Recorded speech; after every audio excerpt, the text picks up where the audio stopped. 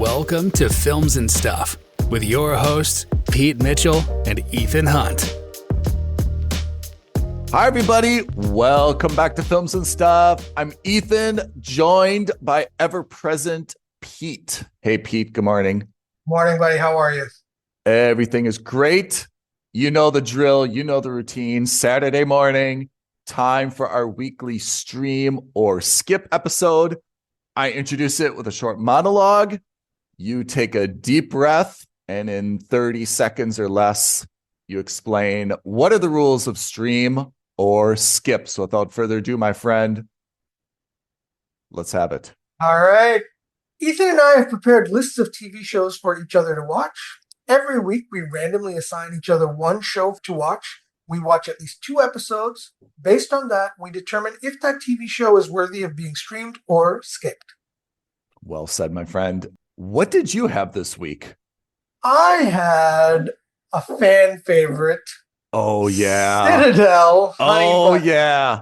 Is it really called Honey Bunny? It is called Honey Bunny. When you messaged me, I was talking to a mutual friend last night, and we were talking about the upcoming episode that we are going to record today. And I was wondering if Honey Bunny was like an autocorrect, or I was wondering if you were referring to like an actress or something. I was like, I didn't know if you were serious and that was the actual title or if it was something else, but it's actually called, literally and legally, Citadel Honey Bunny. That's right. That's right. And for those wondering, even though Ethan and I are very familiar with each other, I do not refer to him as Honey Bunny.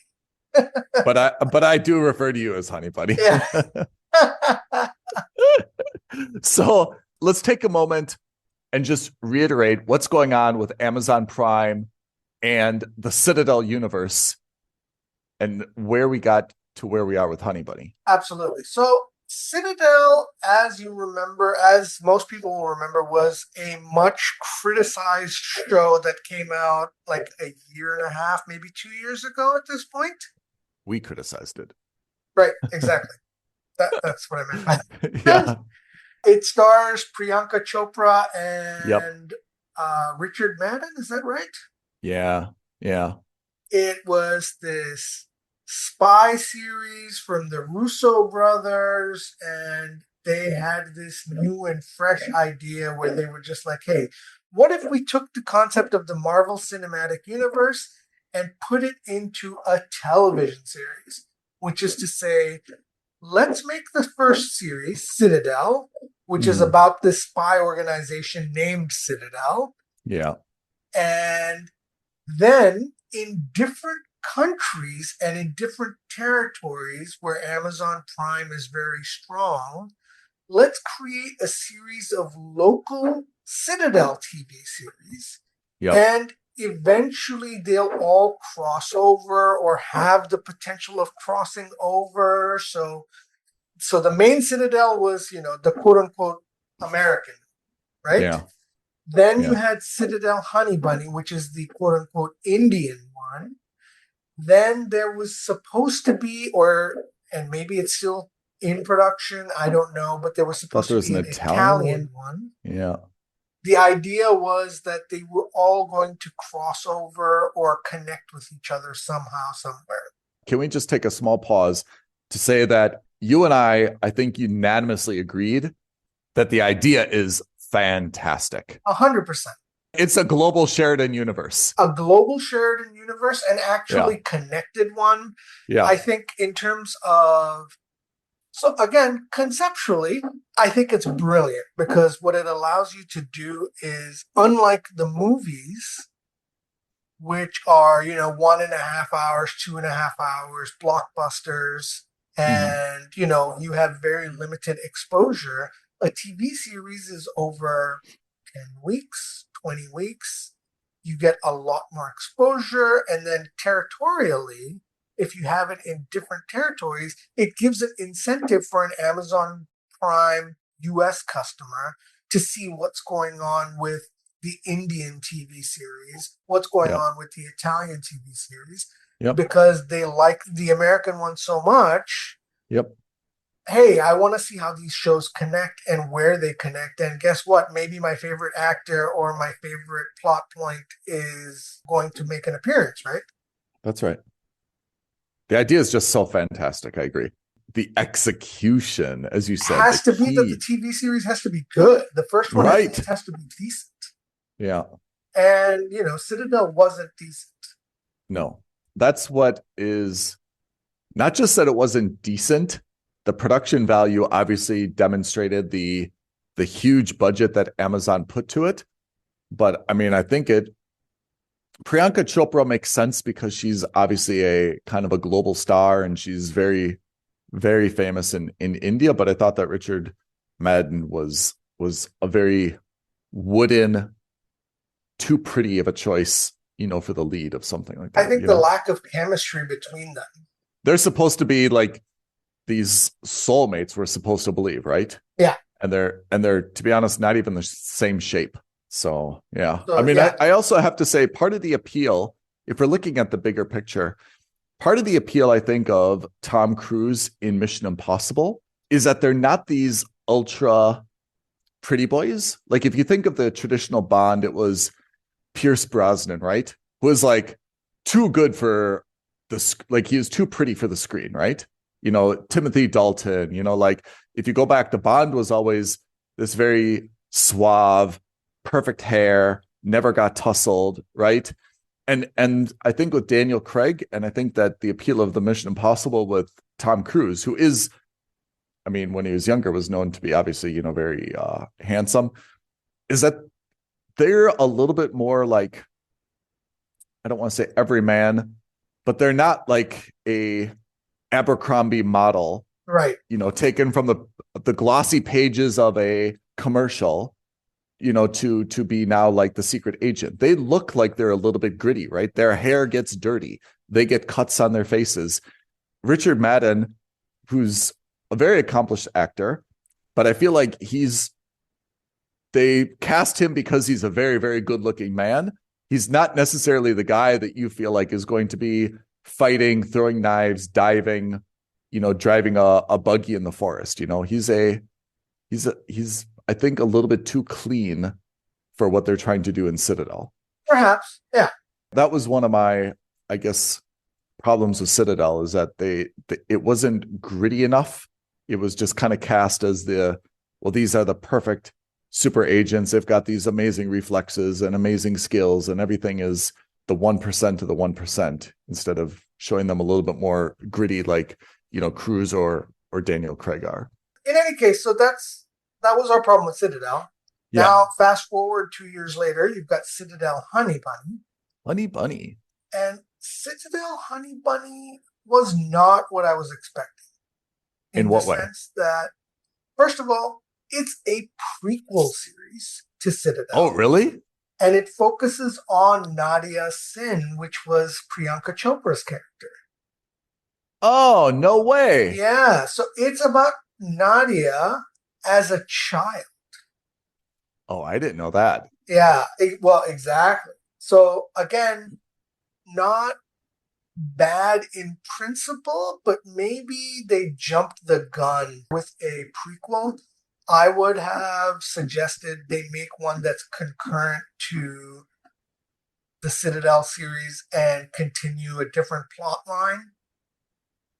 Yeah, usually you see a prequel when you've got this huge like cult following and people just like have an appetite for more. Yeah. But you actually don't have a next step, right? You don't really have anywhere that the story can go. So you reverse course and you say, well, let's do a prequel instead, right? And give people what they want, but it doesn't affect the storyline. You're right. Maybe it's a little bit premature for that. Too soon for that. In any case, Honey Bunny refers to Nadia's parents. Honey is her mom.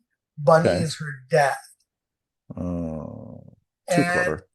This is an Indian TV series through and through. So most of the language is in Hindi. Okay. It's set in the early 90s and in the 2000s. So what they do is, they do that classic thing where it's set in 1992 and then it's set fast forward 10 years later, and it's set in 2002 or 2000, whatever it was. All right. Let's say the principal plot point is this, okay? Okay. Bunny is a spy. He works for a spy organization, but not Citadel. He is a stuntman in the movie industry. Oh, Fall And Guy. Honey is a struggling actor in the movie industry. They know each other. You know, she's not getting roles. She doesn't have any money. She's about to get evicted. And so Bunny takes that opportunity to say, hey, look, I've got a job for you. I need to get, this device.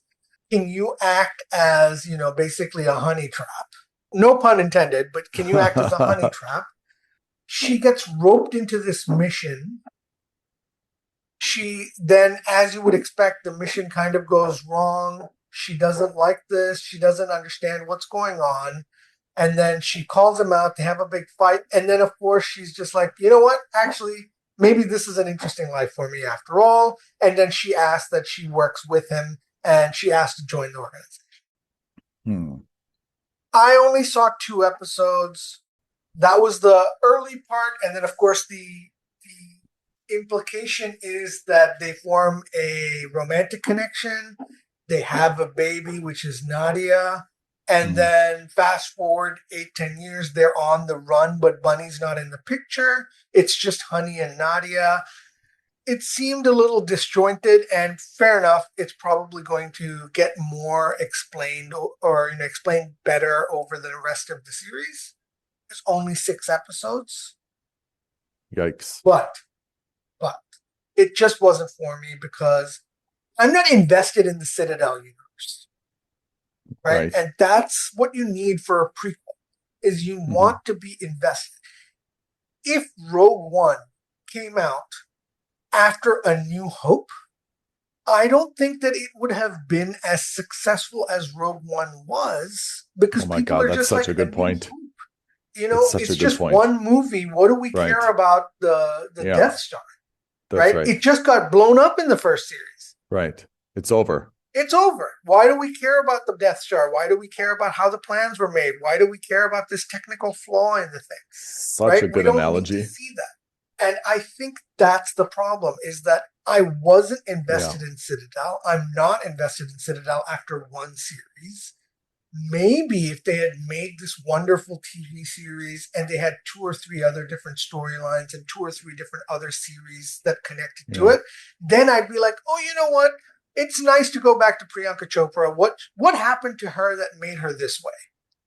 I mean, the Rogue One analogy is good, right? Because it doesn't have until the end any of the original New Hope characters. Exactly.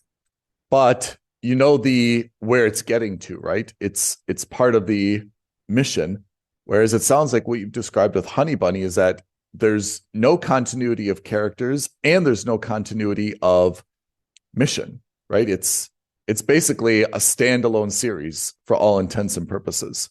Right. And again, nothing wrong with that. The MCU basically built that concept of standalone movies, which were all connected by a loose thread. In this case, the loose thread is Citadel, right? The spy organization, not the first series. Right. So going back to the series, look, let's talk about the good points. Really high-end production design for an Indian TV series. I've seen some Indian TV series before. This felt much more American than a normal Indian TV series, right? Okay. So the shooting effects, the explosive effects, all of those things felt more, for the lack of a better word, real. Okay. High quality. There was already way more chemistry between Honey and Bunny than there was before Priyanka and Madden. Yeah. More believable and more plausible that they would be in a relationship together and that they would have a baby together. So those are the good points, but I think that at best, and I'm trying to make 2025 a little bit more positive than I've been at the end of 2024. New Year's resolution. Got it. So I think that this is a strong mooch, which is to say that if the Citadel spy universe didn't exist, the first series, I think this could be interesting. Okay. And I think that it's got a lot of potential, although I don't think they're going to make more of them because, again, the concept was, one and done series across many different territories. Yeah. I doubt it'll get the American audience interested because of the language and because it's, an India focused show. The show takes place exclusively in India. So, I think, again, principally, this is a great idea, but I just think that the first piece of the puzzle was so poorly done with the Priyanka Chopra and Richard Madden series that I'm not bothered. You're not invested. You're not I'm invested. absolutely not invested, as I know you aren't either. So I call this a mooch, but like I'm not going to turn around and tell you that you should watch this. I think it's a mooch in the sense that for someone like my dad, for someone like maybe even my mom, and maybe even for someone like your mom and your dad, who are just, look, I want something short and sweet. It doesn't need to be a massive, connected universe. If they've never seen Citadel, which I don't think our parents have seen Citadel. Nope. So I think they could get into it relatively quickly, and I think it would be a strong move for them. If we were in charge and Amazon or the Russo brothers came to us and said, okay, we get it. First season of Citadel was a flop. Tell us how we fix it. What would we say? Like, because we can't just have problems without a solution, right? I mean, that's your classic line. Too many mysteries, not enough answers. Right. What would we do to fix Citadel as a franchise? Let's start fresh somewhere else. I'm not saying ignore Citadel 1. Do the 808 TV series. Yeah. Make it concurrent with the American series. Yeah. Do the Indian TV series. Make it concurrent. Don't make it a prequel. Yeah. Do an Indonesian one. Do a South African one. Do an Egyptian one. Do something else, right? And the advantage to all these other places is, Citadel 1 cost like a couple $100 million to make the first series. Outrageous. It was one of the most expensive TV shows in the history of TV. Yeah. No disrespect to the film industry in India or to the TV industry in Italy or to any of the industries across the world. But I'm sure that for $300 million, I could make 10 different series across 10 different territories. Yeah. I like what you said. I would have done I'd suggest something similar. I think we could imagine it together. But, after watching The Jackal, but I would have scaled down the story where I'm just following like one sniper, like in a very, very granular level. And then at the end, you find out that his handler or who he's dealing with is like the same guy at Citadel, who's giving the instructions to Madden and Chopra, right? Like I would have really scaled it down where it's much grittier and smaller scale and not this wide-ranging thing where they're hopping from country to country, location to location. It's just a guy like, I don't even want to say in a rooftop, but he's just like in a very small town in Brazil, or he's somewhere and he's just doing like one by one kind of like assassinations or espionage or something. I think that's a wonderful idea. Yeah, I think and then show that he's part of he's part of the organization, and then you get a little bit more flavor of what they're doing. Yeah, and it gives you time to build out the characters individually without having to worry about building out the organization. Yeah. Because I think that's one of the problems that Citadel as a series had, was you had to deal with the Citadel organization. You had to deal with. Oh my God, that's such a good point. That's such a good point, which is if you think of every other successful series, it's not dealing with the chemistry of a couple and dealing with the, let's call it like the office environment of the organization, right? Like Cruz has a network around him, but it's not about his relationship. It's about him and his relationship to the organization, right? James Bond is him and his relationship to the organization. Then they introduce kind of like a love interest or romantic later on. But here it was from the get-go, you had to two things needed to be believable. The Citadel organization needed to be believable, and the romantic relationship, which already was weird from the beginning, between Chopra and Madden, right? And the mission, right? So you have Yeah. like those three different things. Whereas, what you're saying is absolutely right. Yeah. With Mission Impossible, with Day of the Jackal, Yeah. the quasi-governmental organization is, generally speaking, a real organization. Of course, the IMF doesn't exist, but the US government does, right? Right. And we know by this point in everyone's lives, it's a well-established enough organization that you don't need to build up the backstory of a US governmental organization. Yeah. You don't need to build up you don't need to build up the MI6. Everyone knows MI6, right?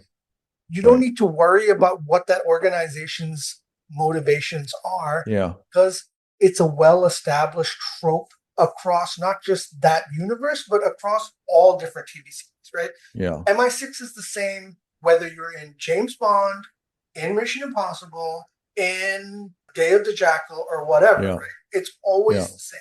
So you don't have to worry about structurally building up that. Whereas Citadel, brand new organization, not governmental, not quasi anything. So focus on just the individual people, and more importantly, focus on just the mission first. Yeah. I think you can do something where you're just like, hey, look, here's the mission. And then if there's a love interest that's kind of interacting and kind of maybe messing up that mission, that's an interesting way to take it. And then just sprinkle in a little bit of the Citadel at the very end. Yeah. And then after 5, 6 series, you're just like, hey, you know what? We've had a lot of sprinkles of Citadel. I think we can now build up a little bit about the organization. Can we also compare Citadel, right? I mean, it's fun when you think about like these, I don't want to say they're nefarious, but they're like this independent spy agency. If you compare this to Black Doves, remember when we watched Black Doves on Netflix? The organization, or the Black Doves organization, had a very clear mission, which is, hey, we're just an espionage group. We're here to make money. We're a for-profit business. What is Citadel? Citadel is, I mean, MI6 is, or CIA, right? They're government. Right. We're here to make America number one. We're here to make the UK number one. Yeah, they have a mission Consequences statement, right? Be damned. Yes. Black Doves has a mission statement, which is, hey, we're just trying to make money, right? We've got investors or shareholders or whatever. We're just here to make money however we can. What's Citadel? They're just like a amorphous NGO of some kind. Yeah, we're just an independently owned, trying to prevent nuclear disaster kind of. Practically, that seems it would never work, right? And Black Dove's great example, by the way. Thank you. We didn't know anything about the organization other than the fact that they wanted to make money. We didn't care about who ran it. We also knew that old lady was just a handler. And that's it.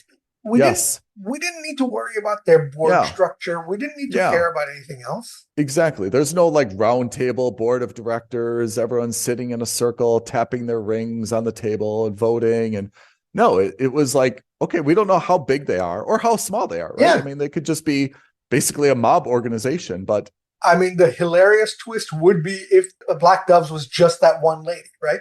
Yeah. Right. And what a twist that would be, by the way. It's like she's been posing as this massive organization and it's just her. She's just a grandma. Yeah.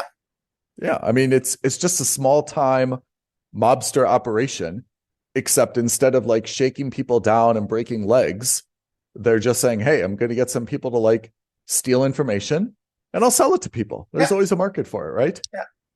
So anyway, I mean, we're digressing into what could be hilarious for Black Dove season 2, but still, the point stands, right? Which is focus on one or two things and then sprinkle on the third or fourth thing. I think they tried to do too much with Citadel. I think you absolutely are right. Go local with all the other series.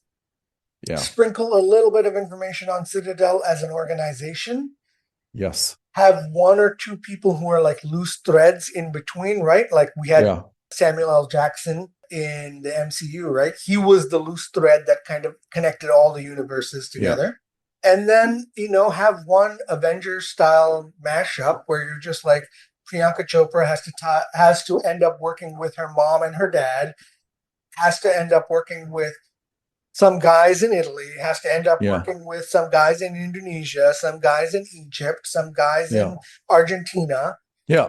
To They're take all down this massive organization. And that's when we learn about the organization. Yeah. I mean, that's exactly it. Is you have the jackal, chasing the guy from Brazil to, Milan. And once he's in Milan, he kind of does the handoff of, hey, whose jurisdiction is this? Right? Yeah. And then who is it? It's J.K. Simmons who's the handler? Or did I get that wrong? Oh my God, I don't even remember who's the handler. And then you have the handler step in, Michael Keaton or whoever it is, right? Whoever it is. And be like, hold on, like you were tracking them, yeah. And now you've got to hand it off to the local team, right? Yeah. Let Priyanka Chopra do it now. Like you can support, it's her city, like you're gonna fall in line. You're in France now. Jean Reno is going to take over, and exactly. You go back to your territory. Right. I'll update you on your mission as it is. Thanks for handing it off. Let me take over. Let my local team take over. Yep. When we need support, we'll call you. They cross over the border. Then there starts to be a new car chase in the Swiss Alps, and there's a new team. So, all right. Good digressions. That is Citadel Honey Bunny. So I would normally give this a skip. Oh. Because I personally am not invested in Citadel as a franchise. Having said that, as a TV show on its own merits, if the first Citadel never existed, I think this is a strong mooch. And I think that if it weren't for the American Citadel, I would have sent you a message to say, hey, maybe you should check this out. It's an interesting take. All right. Citadel Honey Bunny, Amazon Prime. Shifting gears, my friend, we are watching a new show on Netflix. Are you ready for this? I am. Called Territory. Or, as I have dubbed it to you, the Yellowstone of Australia. Okay. So we know the popularity of Yellowstone. It just finished up its last season, right? And we bid farewell to all the characters that we've gotten to know quite well over the past, 4 or 5 seasons? Right. Credit to Yellowstone and Taylor Sheridan and all the other folks involved. They really, I think, captured a lot of imaginations by going to kind of a cowboy Western series, right? That we compared to Succession, but in Montana at one point. And I think they really created a new market for something. And now you see not only the Taylor Sheridan spinoffs, but you see this as a more popular genre than probably, a couple of years ago. No one would have considered, having a show based in Montana. Netflix has adopted this, or I should say co-opted this, with a show called Territory. Okay. It is set in the northern part of Australia, and it deals with a cattle station, which is another way of saying kind of a cattle ranch, or again, very similar to what's being done in Yellowstone, but in an Australian backdrop, which means kind of more dust, less greenery. It's more Australian, what you and I would consider an outback environment. It has just come out in 2024, and it has a pretty well-known cast. Michael Dorman, for example, who we know from For All Mankind. Michael Dorman again from For All Mankind. And a lady named Anna Torv. Yeah, related, I guess, through her sister to Rupert Murdoch. And some other well-known Australian actors, which I don't mean to minimize. I just say that they're more known in the Australian market than they are in the US market. I watched 3 episodes, as is our self-imposed requirement. And more than anything, I see it as really an Australian Yellowstone. It has its own wrinkles, but whereas Yellowstone deals with this huge ranch And then there's kind of like three conflicts, right? There's the Native American Indians who kind of believe this is part of their reservation and want this land. And they don't like the way that, the Dutton Ranch is operating. And then, of course, there's the quote unquote New York or California developers, right, who want to do an airport, casino, all this stuff, right? So these are kind of like the triangulation of the, let's say, antagonists. Territory is very similar plot structure. There is this huge cattle station, and you see at the beginning, kind of the patriarch of the family dies. So this is a little bit different than Yellowstone because you don't see that right away. But the patriarch of the family dies, and that then creates kind of a similar situation as Yellowstone, which is, okay, well, who's going to be the boss now, right? Right. Is it going to be the alcoholic son? Is it going to be the sister? Is it going to be the young nephew? Is it going to be the old grandfather? A little bit similar to kind of the Dutton succession issues, right? Yeah. Who's going to succeed John Dutton? And then, of course, instead of the Native Americans, you have the Aboriginals who also, believe that this is rightfully their land or they want to expand on it. And then, of course, you have this large mining company who believes that there's mineral rights underneath this huge cattle station. And, they want to swoop in and buy it or take it or something. And then, of course, within the family, there's, the usual drama, people getting along, not getting along, people dating their rivals and so forth. It is, as a standalone, a perfectly okay series. And I mean that not in a diminishing way. I think that the fact that I've already seen Yellowstone made it a little bit more boring because I kind of see the similarities. If you love Yellowstone, like you're just, oh man, like I don't want to see a corporate drama. I don't want to see a heist. I love this wide open space and these arguments over land and family infighting and stuff. Then honestly, this would be a good show to fill your Yellowstone void. If you're Australian and you're like, hey, I kind of like Yellowstone, but I'm not into all the American stuff, then you're going to love Territory because it's localized to Australian issues, right? But realistically, if you're not a huge fan of ranchers and these type of wide open space dramas, if you're not Australian, I think you're going to have a challenge getting into this just because the plot lines are so similar. And the way that I watched it was, well, I kind of know where this is going, right? Of course, the grandson of the rancher is going to date the granddaughter of the mining company, right? It's going to happen, right?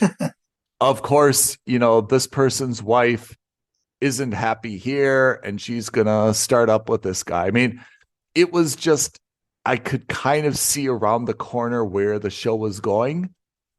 And I think that I'm a little bit Yellowstone fatigued, and that probably contributed to my a little bit negative view of the show.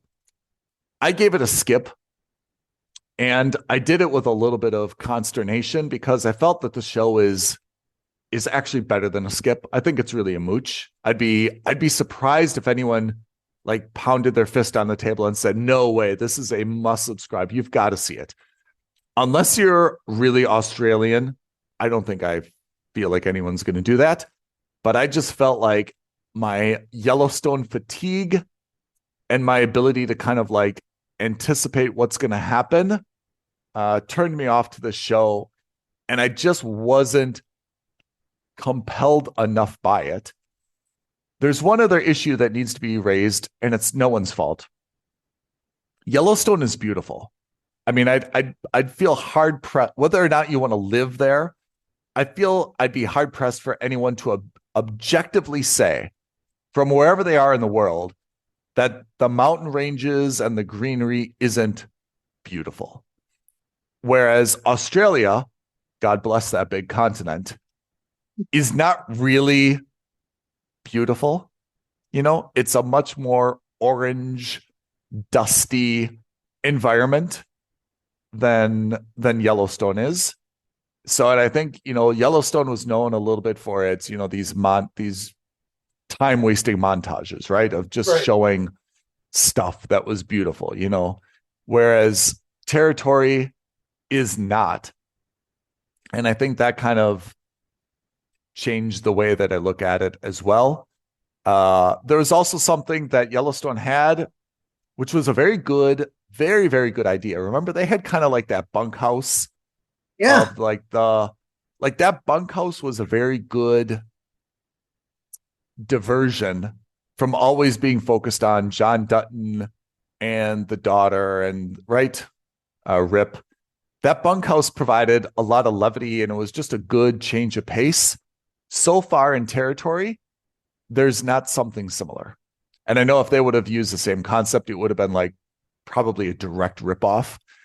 But they don't really have the staff and the staff drama and like those little, I wouldn't even say they're B plot. They're like D and E plot storylines, right? I mean, we got to know some of the guys in the bunkhouse, right? Like they had their own little girlfriends or they had their own little issues. They had their own little like quirks. We got to know them a little bit over the past few years.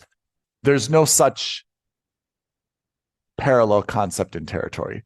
As I mentioned, I gave this a skip. I'm not going to continue it. There's just not enough for me to get behind. And again, the plot is so similar. I haven't looked at who are the executive producers or the creators, but I would be somehow super shocked if they weren't in some way inspired by Yellowstone. But if you really, really love kind of the Westerns, if you're, to be honest, Australian and you want something different, then I could see this being a mooch, but I'd be really surprised if anyone, like I said, pounded their fist on the table and said, this is a must subscribe, one of the best shows on television. Love the characters, love the plot. Can't wait to watch the next episode on a weekly basis. But I have to say, it's a pretty savvy move by Netflix to not do a direct copy of Yellowstone based in the US. I think it makes sense to do it in Australia. I think it's a very savvy commercial move by Netflix, but for me as a casual viewer, not enough to keep my attention. So I gave this, unfortunately, a skip. I would expect it's probably going to be renewed for season 2 just because the cast is pretty well known. Michael Dorman's a big name. Anna Torv is a pretty big name. So I would expect it's probably going to be given another season depending upon the reception. Can I ask, so one of the things that we said about Yellowstone was that it started off as a Western and then it kind of became like this actions, like drama. Yeah. With a lot of shootouts more than cowboys and horses. It became more about like this, like espionage, like, Yep. Where are you on the spectrum for Territory? Does it still feel like a Western or does it feel like it's going to go into this territory where, you're getting into this over the top drama? As of now, it's deeply, deeply Western, but I would expect just because there is the company that's trying to get the mineral rights or the gold mine that they think is on the land based on, the granddaughter dating the grandson or the son of that company owner.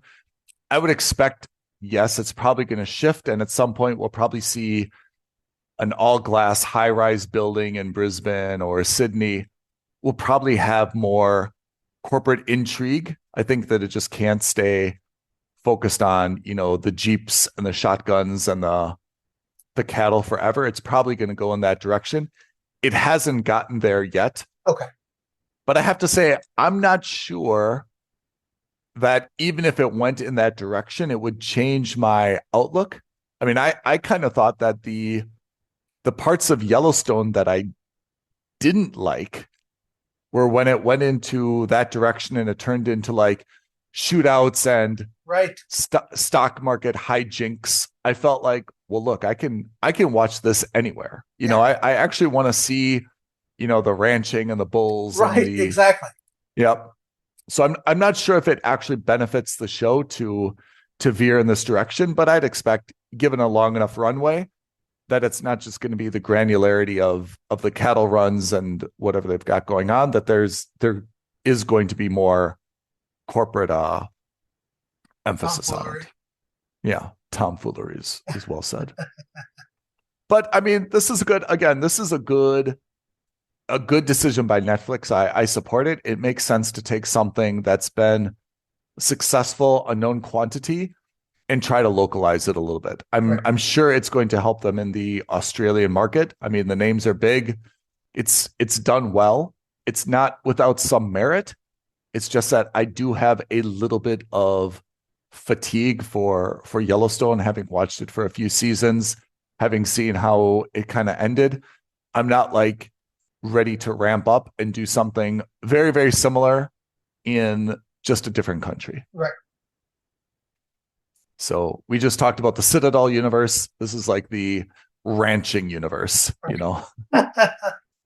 That's our streamer skip for this week. What are the assignments for next week? All right. So next week, you are going back to your favorite Apple TV Plus. Ooh.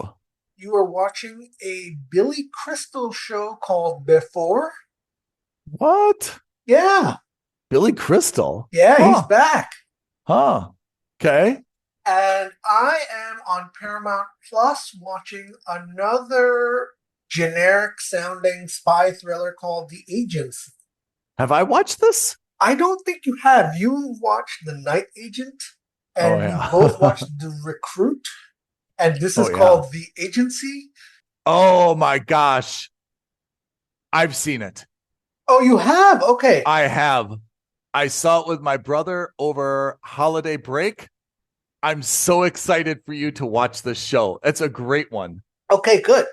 Oh, I put it on your list probably for that reason. I imagine that this would be right up my alley. Now, for our listeners, you'll notice that a lot of these shows that are still quote unquote new are still 2024 shows. That's right. But that's because obviously, naturally, we're now in the first week of February.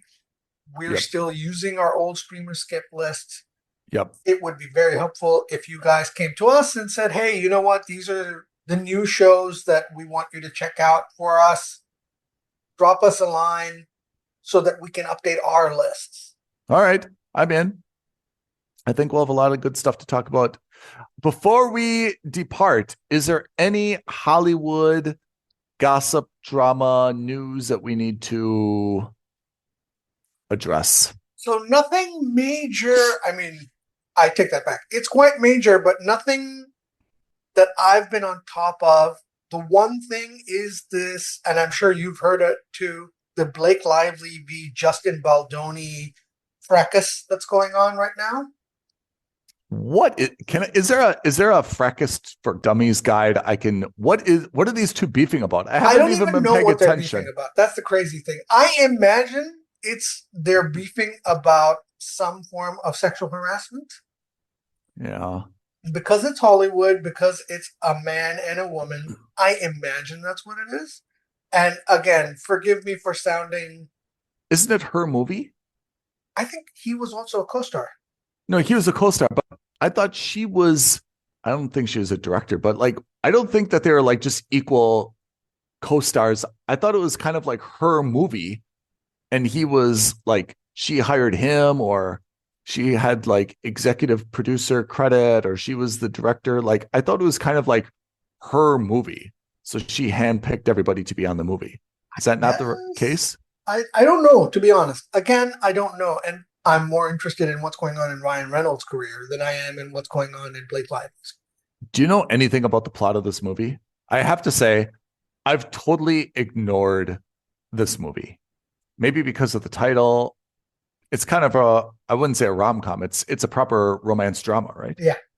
I don't also know what's going on with this, with the drama, but I feel like it started as something that I was able to ignore.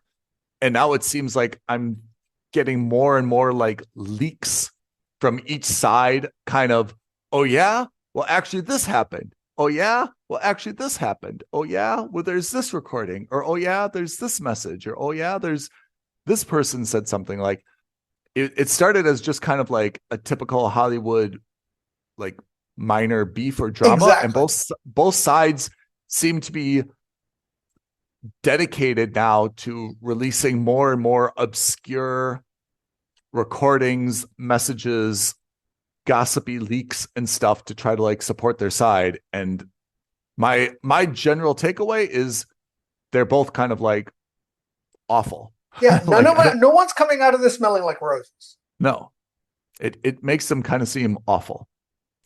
Anyway, so that's that drama. Is there anything we need to talk about for Golden Globes, for Emmys, for? So the Oscar nominations came in, and normally our regular listeners will know we do an Oscar nomination breakdown. Not this year. Not this year. And with all due respect to the Oscars, but last year was kind of a meh year for movies, and I think I looked at the Oscar nominations. I haven't seen half of them, and the ones that I have seen didn't appeal to me whatsoever. And, we're not highfalutin movie critics. We're regular Joes, That's the one thing about Ethan and Pete. We're regular Joes. We're just regular Joes. I have to say the nominations, I don't know if it was a bigger deal years ago than it is now, but I agree. I think cinema has become less exciting just because all the good entertainment has kind of migrated to streaming. And there's just fewer movies I feel like are being released, and the movies that are getting the nominations are also becoming a little bit more obscure to me. Yeah, absolutely. And when I don't know something, I don't know a director, I don't know a picture, I don't know a leading actor, a supporting actor, it's just hard to get behind some of the things, I tend to tune it out. And I know that's not the right thing to do. But it's like this Blake Lively thing. Yeah. Because I don't know who Justin Baldoni is, because I'm not particularly invested in Blake Lively. Yeah. This whole squabble that's happening amongst them, like, I will now, like you said, do the research only because it's gotten to a boiling point. Everyone and their mother is talking about it, and I don't want to be out of the zeitgeist. Yeah, I agree. Okay. Well, that is then a wrap on Stream or Skip and Gossip. Next week, Pete's going to be looking at The Agency. So excited. I will be on Apple TV Plus, Billy Crystal with Before. I feel promising for both. All right. Pete, read off the YouTube social media creds so that we can get a lot of feedback and bells rung for the upcoming week. Absolutely. Tweet at us at F&S Podcast. DM us on Instagram at Films and Stuff Podcast. And of course, as usual, like this video, leave a comment below, hit that notification bell, and subscribe to our channel. All of that helps us out greatly. Let us know what shows we need to add to our streamer skip list that are a little bit more current. I mean, not the 2024 isn't current, but still, we'd like to be a little bit more up to date. All right. Until then, thanks, everyone. Thanks, everyone. Have a great week ahead. Bye now. Bye. Thank you for listening to another episode of Films and Stuff. If you haven't already, please subscribe and review on Apple Podcasts, Spotify, or wherever podcasts are downloaded. Films and Stuff. There is no substitute.